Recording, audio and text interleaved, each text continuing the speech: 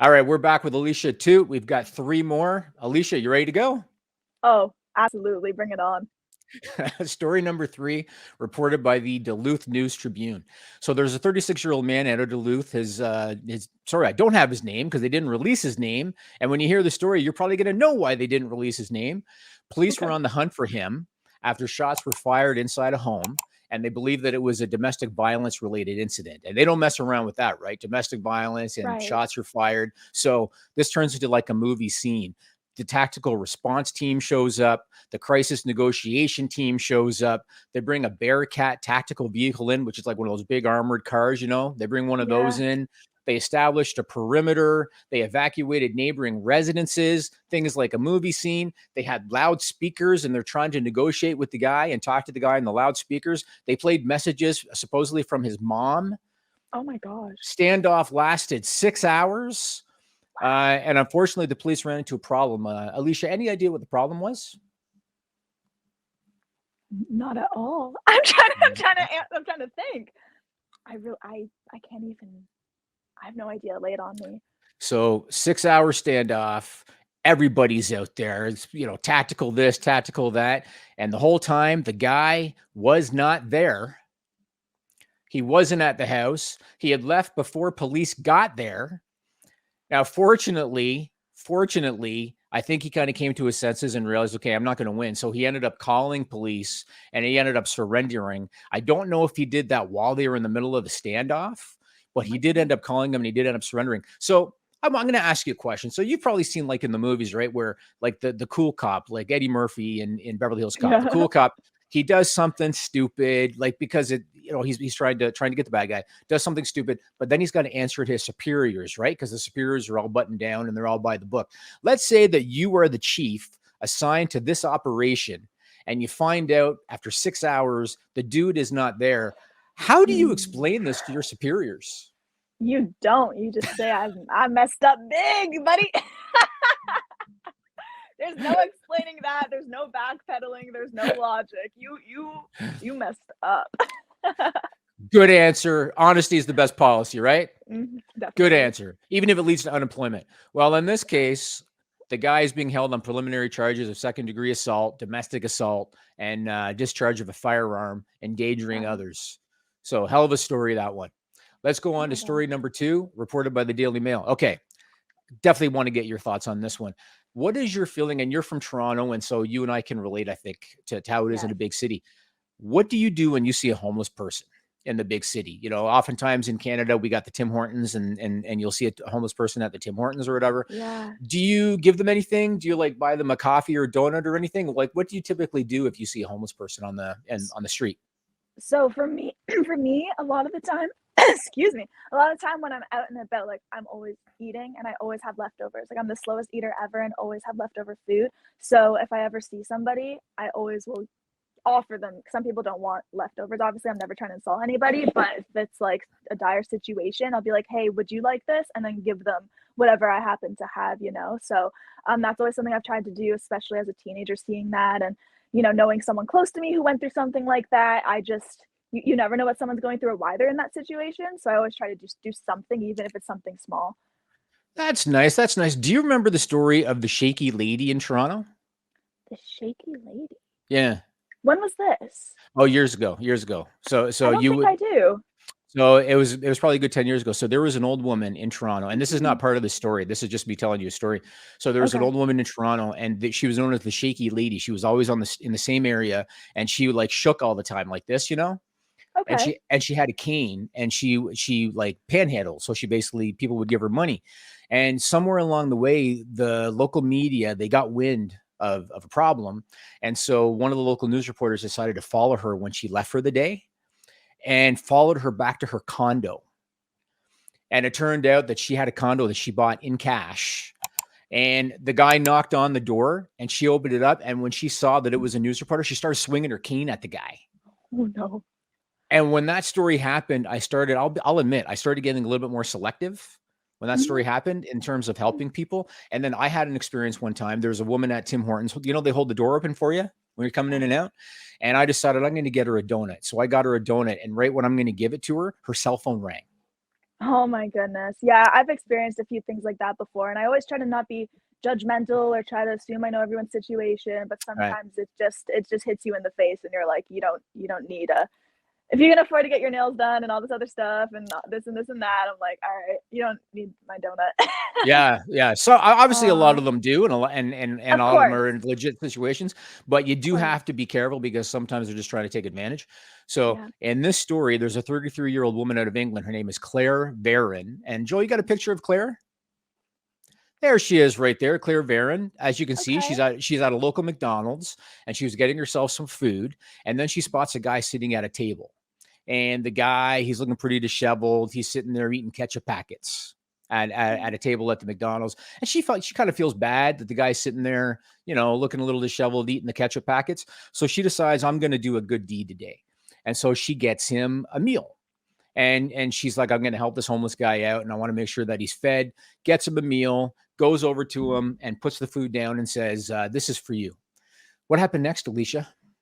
He throws the food back at her. He gets insulted. That's a very good answer. Moments after she gave him the food, so moments after she put the tray down in front of him, a McDonald's employee came over to give him his order. So he was just eating ketchup packets? He was, I guess, eating the ketchup, waiting for his meal. He had ordered a meal. He's not homeless at all. Who He had eats ordered a ketchup meal. packets as an appetizer? I guess that's just what he decided to do. So he's eating ketchup packets. There's yeah, that was Claire's reaction. She's like, "What can you do?" So it turned out the guy was not homeless. He's just sitting there waiting for his order. And right when Right. she brought him food, the McDonald's employee came over and brought him his food. And she was so embarrassed that she like left the Oh, McDonald's. And she has decided she really likes the breakfast at McDonald's, and it was a routine to go to that location. She decided to skip McDonald's because she doesn't want to run into the guy again. That's how oh embarrassed she no. was. I mean, So at least she had a Big Mac to go, right? hopefully, well, for breakfast, maybe. I don't know. But let's put you on both sides of the coin. So let's say that you're the guy and you're sitting down there in the McDonald's. And I'm not going to suggest that you're eating ketchup packets, but you're sitting there at the McDonald's and you're waiting for your order. And then while you're waiting for your order, somebody comes along, they think you're homeless, and they say, "Hey, this is for you." How do you respond to that? I would laugh probably just because I don't get insulted very easily. So, like that wouldn't really get to me. But I think I would just laugh and understand it's a miscommunication. And she was genuinely just trying to be a sweet human being, like that's such a nice out of your way thing to do for somebody. So I think I would laugh it up. But yeah. Wow. And what if you were her and you think, okay, I'm going to do a solid for this homeless guy. I'm going to do a good deed. And you bring over the food. And right at the moment that you put it down, the employee comes over and gives them their order. What would you do then? I would go red and be embarrassed as hell and haul ass out of there. That's what I would do. So you can relate to what she did. Oh yeah, absolutely. I have no I completely understand why she took that direction and said, "Yeah, I'm not visiting that McD's anymore." Awesome. Awesome. All right. Well, here we go. It's time for story number one, final story of the Oh, week, reported okay. reported I'm by loving it. KETV News 7. Are you a TikToker? Like, are you on TikTok? So I was, and then I felt I was forcing myself to do so many stupid things that I just stopped. Good to know, good to know. And what Yeah. about, the popular social media challenges, like when they did the ice bucket for ALS? Have you Yes. ever participated in any of those viral social media challenges? I actually have not done any of those. I had someone Really? try to get me to do the cinnamon challenge, and I was like, "I don't really wanna die by choking on this." So, What was this? like Tell me, what is the cinnamon challenge? you would just take a spoonful of cinnamon, like a heaping spoon, and put it in your mouth, and then people would like cough it up, but a lot of people would choke on it, and a lot of people actually ended up having to go to the hospital or other stuff because of it, because it's just all this dry powder, right, that you can suffocate on. So Right. yeah, I mean, I'm all up for doing something for a good cause or simply just donating instead of doing the challenge. But yeah, I've never actually done like a viral challenge. I did a couple dances when I was first on TikTok, which I regret, but we all try things. Good. Well, this is one that you probably don't want to take part of. So there's a TikTok Mhm. challenge that it's popular with the kids. You know how the kids are today, Alicia. Popular Oh with the yeah. kids. It's causing headaches for homeowners, though. Any idea what this viral TikTok challenge is that the kids are all into? Are they doing like an old school one where you get dog shit and put in the bag and light it on fire? That's a good answer. That's a good answer. Joel, were you able to get those clips for me that I asked you to get? So it's called the Kool-Aid Man Challenge. Kids are running through fences just as the Kool-Aid Man did. There's one right there. Oh yeah. Yeah. Oh yeah. Oh no. They're running through fences, and then what they do is they jump out of a car, they do it quick, then they run away, they jump back in a car, and they look at this. Look at that. And then they run back to the car and they take off. In Sarpy County, Nebraska, they just cited 9 juveniles for deliberately damaging fencing after they almost destroyed the entire fence line, kind of like what we just saw there. They almost destroyed the entire fence line outside somebody's home, and they did about $3,500 in damage. And this has been happening for months all over the place, like especially all over the US. It's been happening. And I got to tell you, like when I was young, you know, I did some stupid shit, but I had the wherewithal to know not to damage public property. Of course. You know what I mean? That's just, oh my goodness. That makes me so mad. And this is why I hate being looped in as a millennial. Like I genuinely would never ever think, let me destroy someone's stuff just for likes or just to get some kind of stupid clout like that.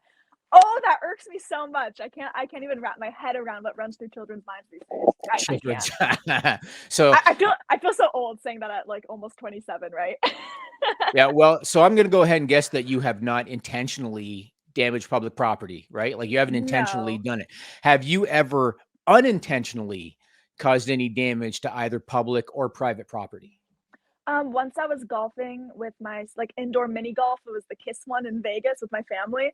And when I play, I'm so competitive. My family always say like I have the most intense eyebrows. Like I look like I'm about to kill someone when I'm competitive. And so I was swinging my golf. What do they even call them? Sticks? The club, the golf club. The club. The golf stick. I was swinging the club. The golf stick. They swung the stick. Golf stick.